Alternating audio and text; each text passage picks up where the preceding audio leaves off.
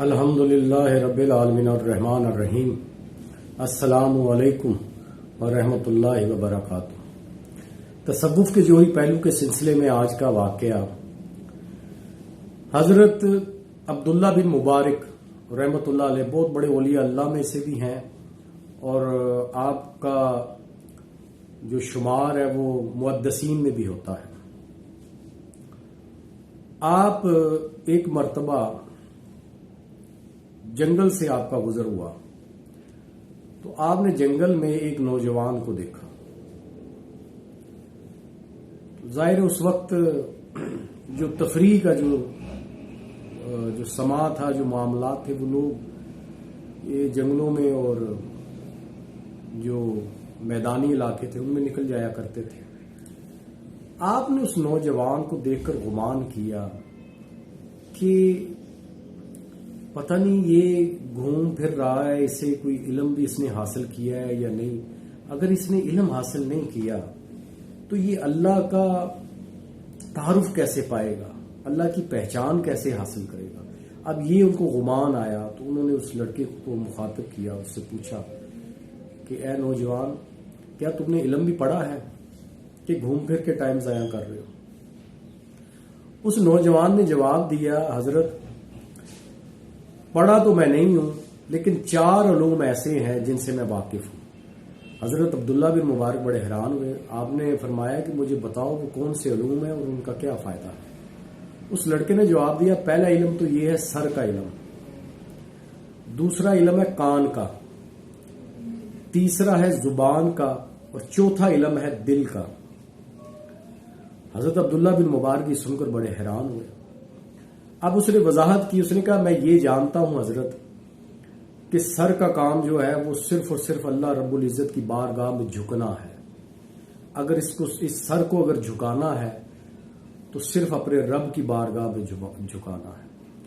اب یہ سر سے مراد یعنی اللہ کی بارگاہ میں جھکانا یعنی سجدہ، اور سجدہ کے جو لغوی معنی ہے میرے بابا جی فرمایا کرتے تھے، وہ کہتے ہیں کہ تسلیم کرنا کسی کو، یعنی جب اپنے سر کو اللہ کی بارگاہ میں رکھ دیا تو اس کا مطلب ہے کہ وہ تسلیم کر لیا کہ میرا اللہ ہی اول و آخر ہے۔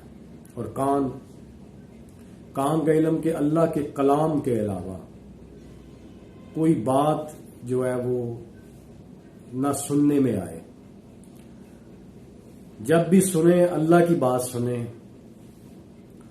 اور زبان کا علم یہ ہے کہ اللہ کے سوا کسی کا نام نہ لے، یعنی ہمہ وقت اللہ کے ذکر میں مشغول رہے۔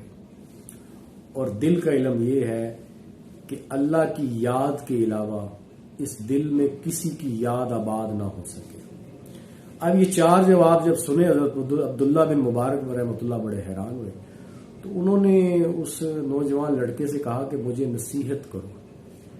اب یہ اعتراف ہوتا تھا کہ جب کوئی بڑا کسی چھوٹے کو کہتا تھا یا کوئی چھوٹا جب کسی بڑے کو کہتا تھا کہ مجھے نصیحت کیجیے، اس کا مطلب تھا اس کی عظمت کا اعتراف۔ اب اس واقعے کا جو جوہری پہلو ہے، حضرت عبداللہ بن مبارک کا یہ گمان کرنا کہ یہ نوجوان ہے، اور عموماً ہم بھی دیکھتے ہیں کہ نوجوانوں کو ہم عموماً کہتے ہیں کہ پڑھا لکھا کرو، پڑھا کرو، اور یہ ہر وقت کیا تم پھرتے رہتے ہو، گھومتے رہتے ہو۔